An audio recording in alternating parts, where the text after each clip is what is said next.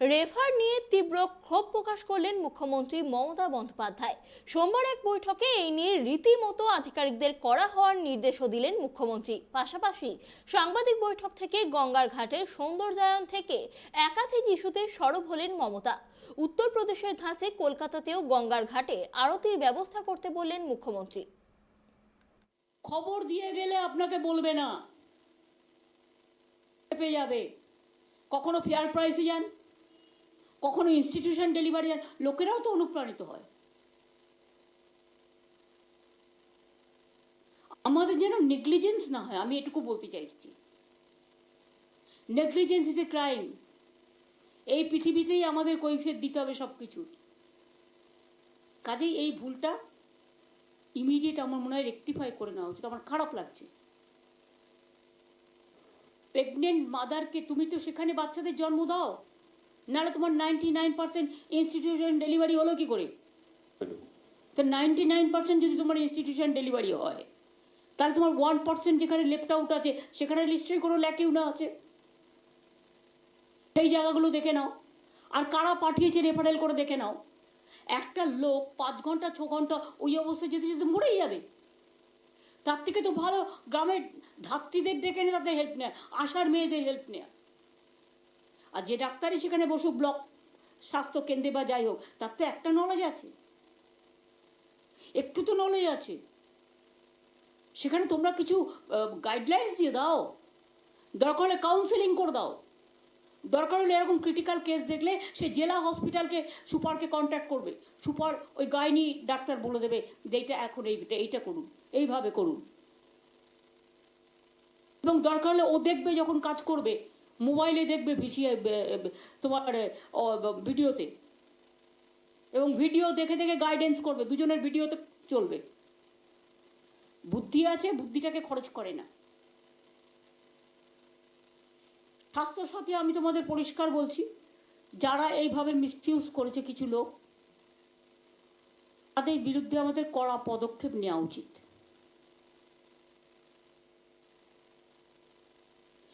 যখন কেউ একজন আমি 3 বছর হয়ে গেছে এটা বলেছি, ইমপ্লিমেন্টেশন হয়নি। যখন সে ভর্তি হলো, গভর্নমেন্ট তার জন্য কত টাকা কনসিডার করলো, কত টাকা ওষুধে খরচ করলো, কত টাকা কিসে খরচ করলো, একটা কাগজ যদি তার হাতে দেওয়া দেয়, তাহলে সে বুঝবে আমার এতটা খরচ হয়েছে এবং গভর্নমেন্ট এই টাকাটা খরচ করেছে, এবং আপনাদেরও খাতায় সেটা রেকর্ড থাকবে। এখন তো সব ডিজিটাল হয়ে গেছে, সুতরাং ডিজিটালে থাকলে পরে এগুলো একটা বড় রেকর্ড হয়ে যাবে। 2000 মতো প্রাইভেট হসপিটাল যাদেরকে ইনক্লুড করা যেতে পারে আমরা ইনক্লুড করেছি। হয়তো কয়েকটা হসপিটাল মাঝে মাঝে বদমাশি করে, তখনই ম্যাডাম আমরা না, তখন তো তোমার অ্যাকশন নিতে হবে। অ্যাকশন নেই ম্যাডাম। তুমি এমনকি লাইসেন্স বাতিল করার দিকেও যাবে। Yes madam. শোনো, তুমি বাচ্চা না কাটলে মা দুধ দেয় না, আর তুমি যদি ঠিকমতো ব্যবস্থা না নাও কিচ্ছু হবে না। গভর্নমেন্টের টাকাগুলো জলে যাবে, মানুষও পাবে না। Yes madam. এটার জন্য তোমাকে স্ট্রং হতে হবে। শোনো, তোমার মনের দরজাটা কখনো সফট, কখনো রাফ। এক্ষেত্রে মানুষ যদি বঞ্চিত হয়, you have to be very rough. Yes madam. সিএমওএইচকে নিয়ে, বিএমওএইচদের নিয়ে প্রতি মাসে একটা করে মিটিং স্বাস্থ্যসাথী নিয়ে করবেন, সেই সমস্ত ডাক্তার এবং তাদের প্রিন্সিপাল সুপারদের নিয়ে।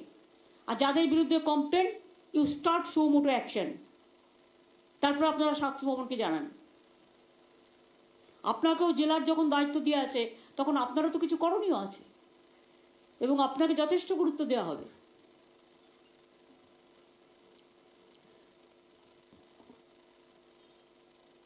একটা কথা বলি, যখন হসপিটালে গেল, যেটা সুকুমারদা যেটা বললেন, এটা কিন্তু উত্তর হলো না।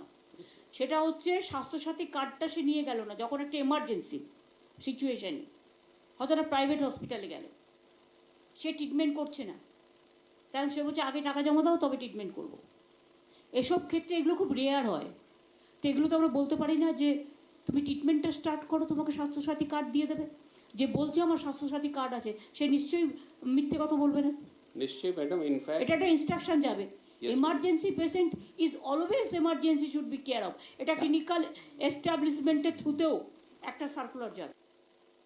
এই কিছু আমাদের যে স্বাস্থ্য পরিকাঠামো আপনারা সবাই জানেন আমার থেকে বেশি, তা আমার কর্তব্য বলে আমি দিচ্ছি।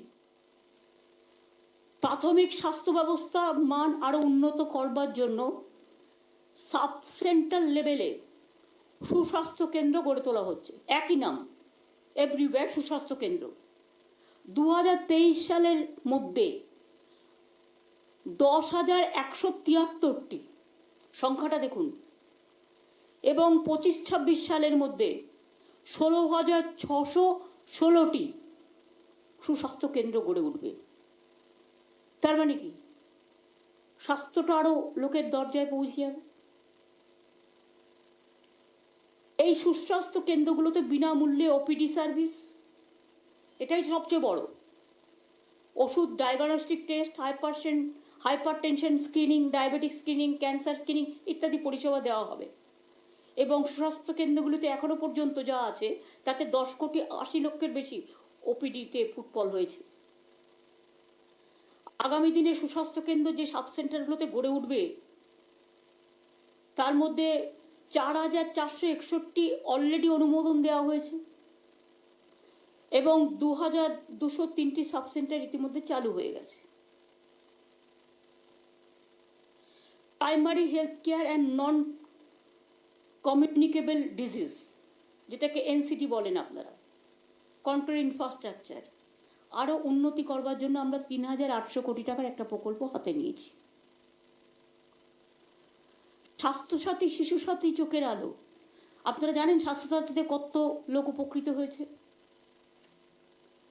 2,40,00,000 পরিবারের 8,43,00,000 মানুষ নথিভুক্ত হয়েছে। আমার যদি 10 কোটি লোক হয়, 8 কোটি লোক ইতিমধ্যেই 43,00,000 লোক নথিভুক্ত হয়েছে। প্রায় 2,500 হাসপাতালে সরকারি 501 এবং বেসরকারি 1,964 বিনামূল্যে চিকিৎসার সুযোগ। শুরু থেকে এখনো পর্যন্ত 43,00,000 মানুষকে 5,000 কোটি টাকার বেশি মূল্যের চিকিৎসার সুবিধে দেওয়া হয়েছে। স্বাস্থ্যসাথীর জন্য ডেডিকেটেড পোর্টালও চালু করা হয়েছে। আগামী বছরও 22-23 সালেও 2,500 কোটি টাকা খরচা হবে। আমি পরে আসছি আমার পর্যবেক্ষণ। স্বাস্থ্যসাথীটা বলতে বলতে আমি বলবো, এক জায়গায় দেখা গেছে একটা ডাক্তার একদিনে 20টা অপারেশন করেছে, না কটা, 500টা।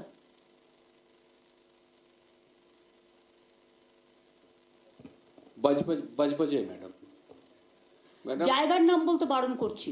ঠিক ম্যাডাম, আমাদের প্রায় একটা জায়গাতে 35-36 অব্দি একদিনে কার্ডিওলজি প্রসিজারগুলো আমরা ধরা পড়েছে। এটা হতে পারে কখনো? Physically is it possible? সুকুমারদা বলুন তো, আপনি তো সবচেয়ে সিনিয়র সবার মধ্যে। সুদীপ্তদা, হতে পারে? কখনো হতে পারে না। তো আমি এগুলোকে ব্যবস্থা নেব না কেন? গভর্নমেন্টের টাকা তো আমার টাকা নয়, এটা জনগণের টাকা। জনগণের টাকাতে জনগণের মূল্য দিতে হবে।